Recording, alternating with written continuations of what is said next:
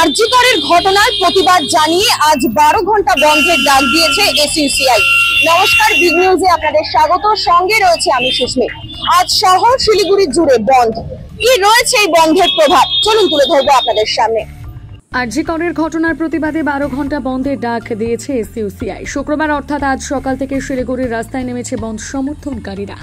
আরজি করে চিকিৎসককে ধর্ষণ, খুন ও গত বুধবার রাতে আরজি করে ভাঙচুরের ঘটনায় শুক্রবার বন্ধের ডাক দেওয়া হয়। এদিন সকাল থেকে শহরের বিভিন্ন রাস্তায় মিছিল করে এসইউসিআই। এছাড়া বিভিন্ন বাজারে গিয়ে ব্যবসায়ীদের দোকান বন্ধ রাখার আবেদন জানান বন্ধ সমর্থনকারীরা। ধর্ষকদের শাস্তির দাবিতে আজকে হরতাল, সারা বাংলা হরতাল। ছাত্রী খুন ধর্ষণের বিরুদ্ধে আজকে হরতাল। আরজিকর মেডিকেল কলেজে ছাত্রী খুন ধর্ষণের বিরুদ্ধে আজকে সারা বাংলা হরতাল। ধর্ষকদের শাস্তির দাবিতে আজকে সারা বাংলা হরতাল। ধর্ষণ খুনের বিরুদ্ধে আজকে সারা বাংলা হরতাল।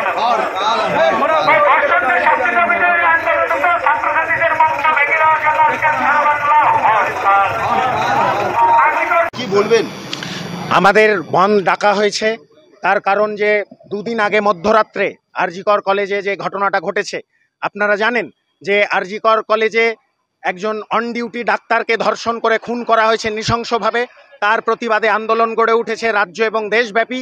সেই আরজিকর মেডিকেল কলেজের আন্দোলনের মঞ্চে মধ্যরাত্রে যখন সারা বাংলা জুড়ে মহিলারা প্রোটেস্ট করছিল, স্বতঃস্ফূর্তভাবে নেমেছিল, সেই মধ্যরাত্রে এই মানুষের ঐক্যবদ্ধ আন্দোলনে ভয় পেয়ে সেখানে গুন্ডা বাহিনী পাঠিয়ে মধ্যরাত্রে আন্দোলনের মঞ্চ ভাঙচুর করা হয়, ডাক্তারদের উপর আক্রমণ করা হয়, নার্সদের উপর আক্রমণ করা হয়, এমনকি এই থ্রেট দেওয়া হয় যে আন্দোলন করলে তাদেরকেও ধর্ষণ করা হবে, এমনকি রুগীদেরকেও ছাড়া হয় না।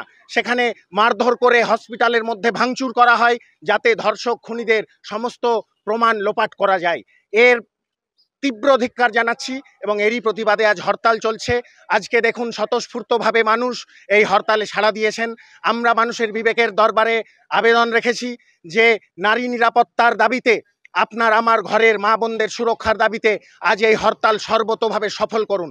তার কারণ যে আরজিকর মেডিকেল কলেজের মতো একটি কর্মব্যস্ত মেডিকেল কলেজ কলকাতার বুকে, সেখানে অন ডিউটি ডাক্তারের উপর যদি এই ঘটনা ঘটতে পারে আর যদি ধর্ষক খুনিরা পার পেয়ে যায়, তাহলে ভেবে দেখুন ভারতবর্ষের কোথাও কি আমাদের ঘরের মা বোনরা সুরক্ষিত থাকতে পারবে? এই আবেদন রেখে আমরা এই হরতাল ডেকেছি এবং আজকে সর্বতোভাবে এই হরতাল সফল হচ্ছে।